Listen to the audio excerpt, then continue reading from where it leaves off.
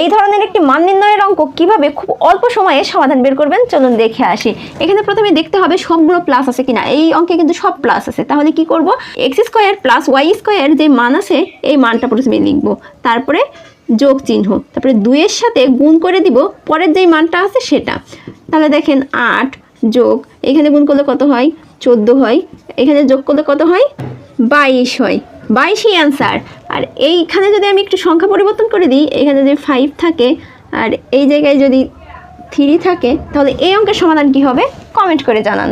পূর্ণবর্গ সংখ্যা বের করার সব থেকে সহজ টেকনিক 890 গুণ 896 এর সাথে কত যোগ করলে যোগফল পূর্ণবর্গ হবে চলুন খুব সহজেই শিখে আসি। এখানে 890 এবং 896 এর বিয়োগ করব, বিয়োগ করলে কত হয় 6 হয়। এখন এই 6কে 2 দ্বারা ভাগ করব, 2 দ্বারা ভাগ করলে কত হয় 3 হয়। এই 3কে বর্গ করে দিব, বর্গ করলে কত হয় 9 হয়। তাহলে 890 গুণ 896 এর সাথে কত যোগ করতে হবে 9 যোগ করতে হবে। এইখানে দেখুন একটা উদাহরণ দেওয়া আছে। এই অঙ্কের সমাধান কি হবে কমেন্ট করে জানান।